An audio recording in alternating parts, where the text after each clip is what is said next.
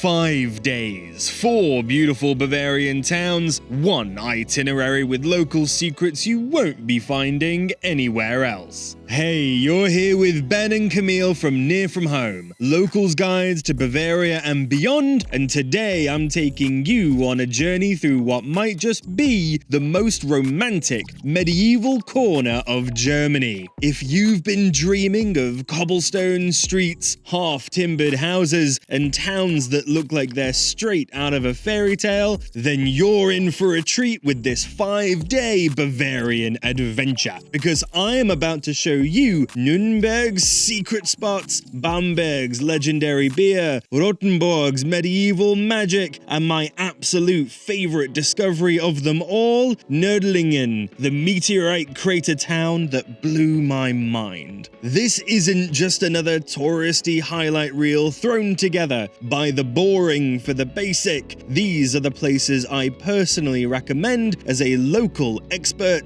to friends and family who want to experience the real romantic Bavaria beyond Munich and Neuschwanstein. So grab a coffee, get comfortable, and let me show you how to plan the perfect romantic getaway through northern Bavaria's most beautiful towns.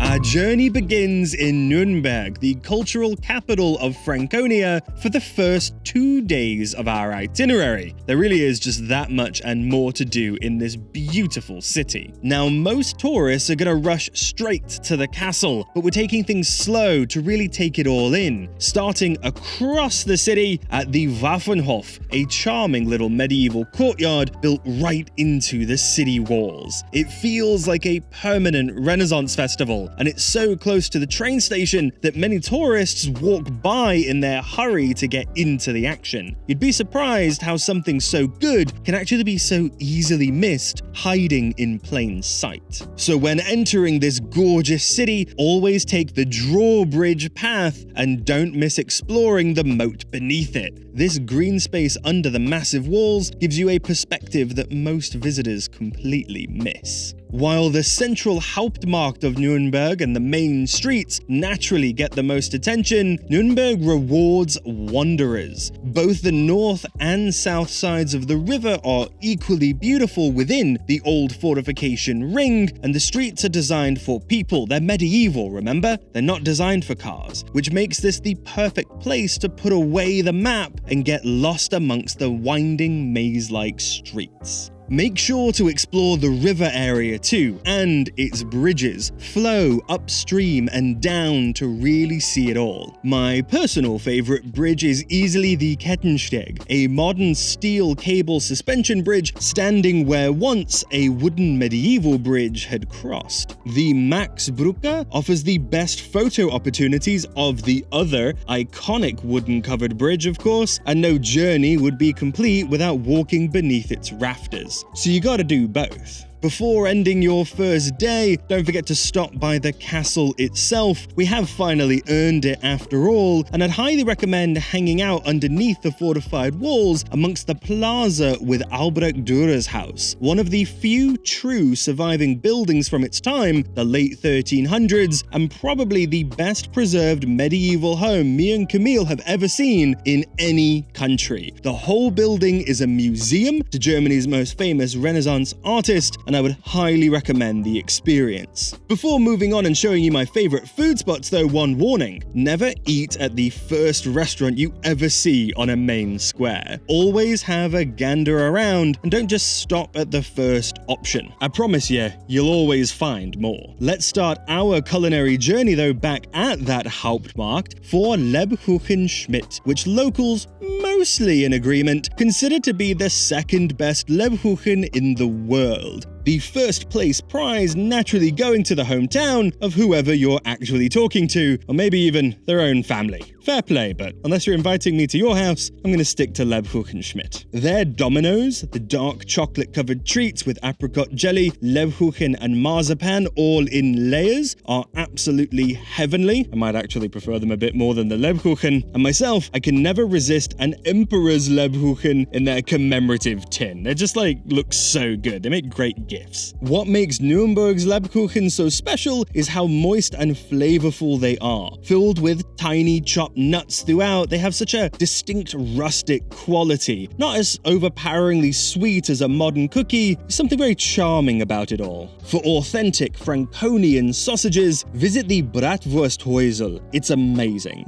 Nuremberg sausages are rather unique. They're quite thin and they're quite small, but they've got a beautiful grilled flavor and smokiness that is distinctly their own. They have to be tried to be believed. But if you're a vegetarian like Camille, those very traditional Franconian restaurants are going to be challenging. Camille often opts for Obatzda, a camembert cheese spread with their Brezen, or Käsespätzle cheesy noodles because vegetarian options are so limited. God help you if you're vegan. But back in the Waffenhof where we started our journey, we were actually able to find vegan sausages, which are super rare. It's worth noting down because I love to see it when the option arises so that we can both have a Wurst together, even if one's a bit more modern. For a truly German experience, visit the Hausbrauerei Altstadthof for their famous Rotbier, the red beer. The medieval recipe uses barley, giving it an incredibly malty flavor that's complex yet still somehow refreshing. They offer flights with different variations, a rarity in Germany, and people looking for something a little bit lighter could try their fruity Rotbier Spritz cocktail. Honestly, I loved this place. And we're sitting back underneath those walls again, aren't we? Lastly, before leaving Nuremberg, wander down the Weisgerbergasse, a stunning street with tall, beautifully painted half-timbered houses, and it's often missed by tourists because it's tucked away along the walls off of the main track. And for a bit of coffee and cake, stop by the boutique coffee roastery on that very same street and sit outside. Their cappuccinos are great, and their Nutella chocolate cake was intensely rich and delicious. It's a great place to be. And with all that said and done, it's time to finally put our first 2 days of the itinerary to rest. I've enjoyed our home base in the city, but now it's time to wake up for day 3 in something a little bit smaller and a little bit more charming.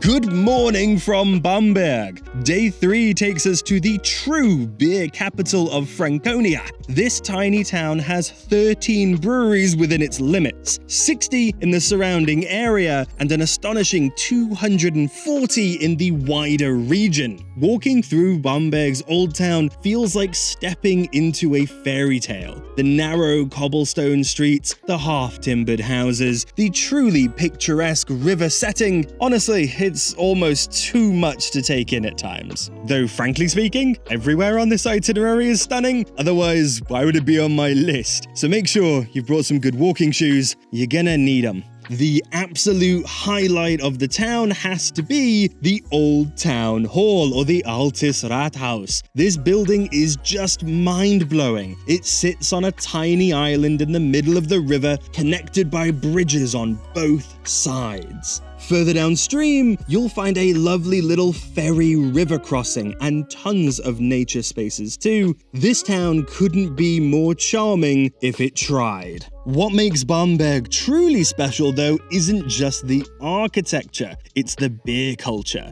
This place is famous for its Rauchbier, or smoky beer, which has, as the name suggests, this incredibly unique smoky flavor that comes from drying the malt over beechwood fires. Prior to the Industrial Revolution, most German beer was actually brewed this way. Everything would have tasted a little bit smoky, but with new technology came new, cleaner brewing processes that created the crisp lager that we know and love today. Except in Bamberg, the breweries never adopted that newfangled technology and instead perfected the taste of the old forgotten past. It's wonderful. The Schlenkerler Brewery is where you want to go for your first Rauchbier, in my opinion. This place has been brewing Rauchbier since 1405, and sitting in their traditional tavern with its dark wood paneling and locals chit-chatting away in their Franconian dialect is just an amazing experience all in and of itself.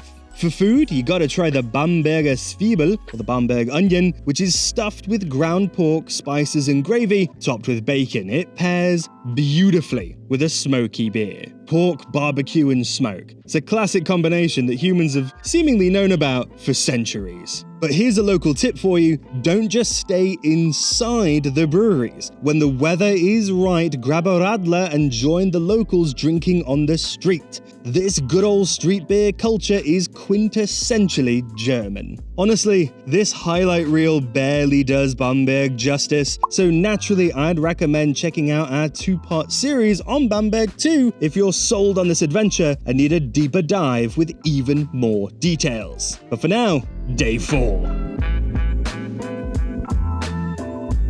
Let's finally get to what many of you out there have been patiently waiting for. Rothenburg ob der Tauber. But let me be honest first and up front, Rothenburg is touristy. But there is a reason it's so popular, and with our approach threading it seamlessly into this itinerary amongst other gems, I do still think you can have a very authentic experience. Just be warned, this place gets pretty busy. Thanks, Rick Steves. Please give me a job. Here's the secret most other travel couples won't tell you, because they never stuck around long enough to figure it out. Timing is everything. Arrive early in the morning or stay overnight to experience a completely different Rothenburg than the day trippers will ever see. Arriving to this town was such a magical experience. Stepping off the train and making our way to the actual walled city itself. As we approached, suddenly there it was. This incredible medieval gate that you literally have to pass through to enter the town. The walls still stand, the gates as necessary as ever. It hits you out of nowhere that you're walking into a fully fortified medieval city just as travelers have done for centuries. Rothenburg is a medieval gem with expansive half-timbered houses in bright colors, all joined together by charming cobblestone streets. Starting in the central marketplace, we'll make our way to the Instagram famous Plunlein Square, but my recommendation, don't just stick to the main streets, explore the jitties and alleyways too. There are absolute photographic gems tucked behind every corner. You don't just need to go to Plunlein. Getting up onto the ramparts is also surprisingly easy. There are no tickets, no booths, no designated starts nor ends, just city walls that you can walk as you please. The walls themselves feature over 47 different towers and 6 gates that are still in use today. And while the houses looked impressive from the street level, they're even more breathtaking from up here. After our wall walk, we'll visit 2 of Rothenburg's most famous museums. The Medieval Crime Museum offers a sobering look at historical justice with its collection of torture tools. For something a little bit more cheerful, try the Käthe Wohlfahrt Christmas Village, especially if you want some tonal contrast going to both, because it is a must visit. It's both a museum and a store, and a major pilgrimage site for anyone who loves German Christmas traditions. As we walk around town, let's also try some of Rothenburg's culinary treasures. The famous Schneeballchen, or snowballs, a pastry made from short crust dough offcuts, formed into a ball and covered with powdered sugar or chocolate. They're a little bit crunchy, a little bit like a layered donut, and they're absolutely delicious. For dinner, don't forget to make a reservation at Restaurant Zuhul, located in the oldest house in Rothenburg, with the foundations dating back to the 900s. Try more of those Franconian sausages, or perhaps a tender roast beef with spätzle, or for Camille, salmon on risotto. Not exactly traditional, but equally delicious. The ancient cellar, if you can book it, also creates a truly memorable dining experience. And now here's my controversial opinion, hot take alert. While Rothenburg is wonderful, I personally prefer our next destination in every single way. To me, it is Rothenburg, but better and far less known. Fans of the channel, you know what's coming up next.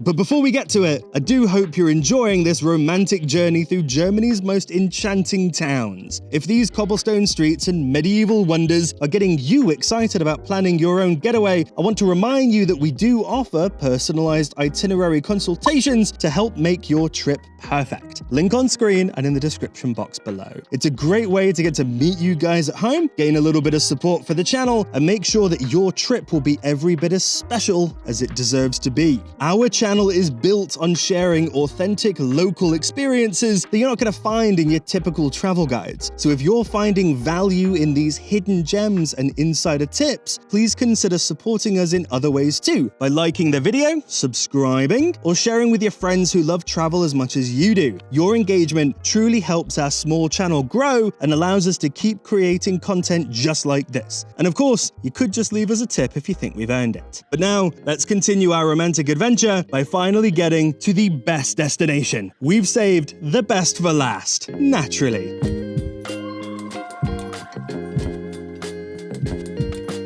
Because on day 5, we're visiting Nördlingen. Arriving here is like discovering a secret that too few travelers know about. Nördlingen is a unique town for 3 incredible reasons. It's completely encircled by an intact medieval wall that is fully navigable, one of only 3 such towns in all of Germany. It has a permanently inhabited tower called the Daniel, and most fascinatingly of all, the entire town sits inside a 15-million-year-old meteorite crater. As we enter through one of the many town gates, we're immediately struck by the authenticity of this place. Unlike Rothenburg, which can feel a bit touristy, Nördlingen is a living, breathing community where locals vastly outnumber the visitors. Half-timbered buildings have a more subdued color palette than the other places we've seen, giving the town a quietly dignified charm. They paint these houses for themselves, not for the tourists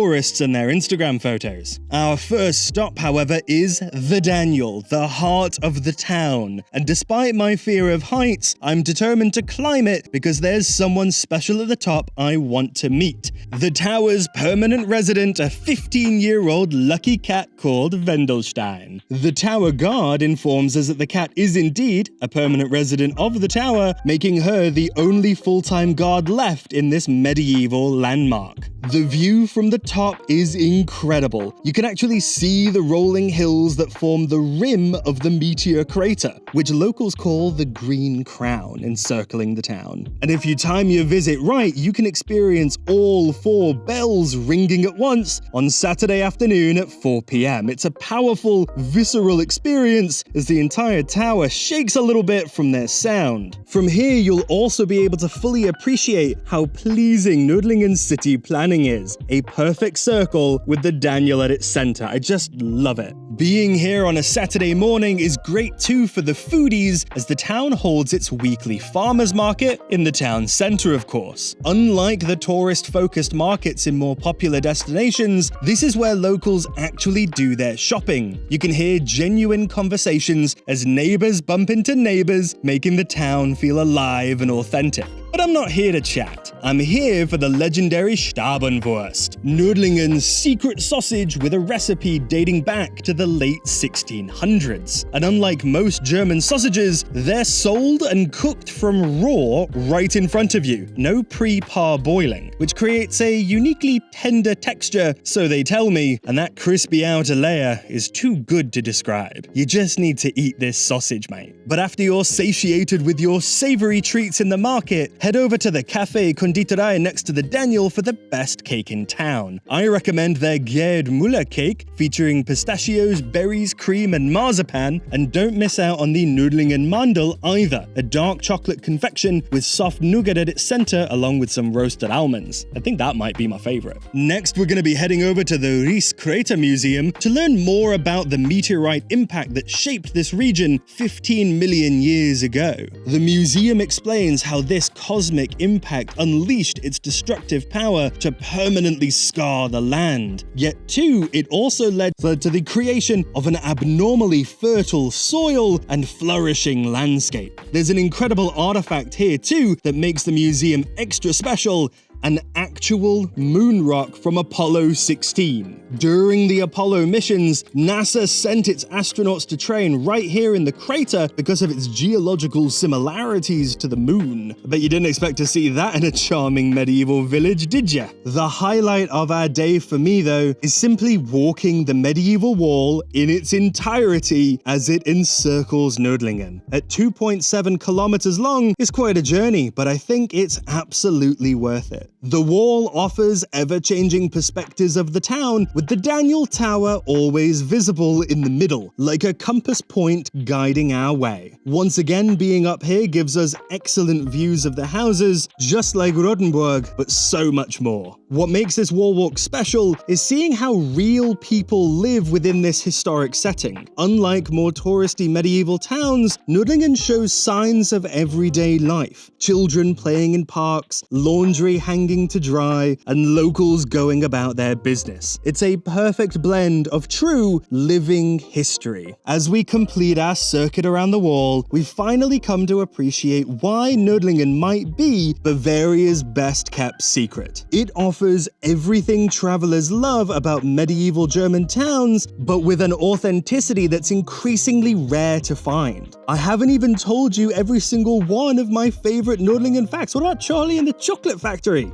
But for the rest, I'd recommend checking out our full series, of course. At the end of the day, I can't condense over 40 minutes of videos into a quick summary without leaving at least a few things for you to discover in those full videos now, can't I? So do check out the Nördlingen series next. That's what I'd do.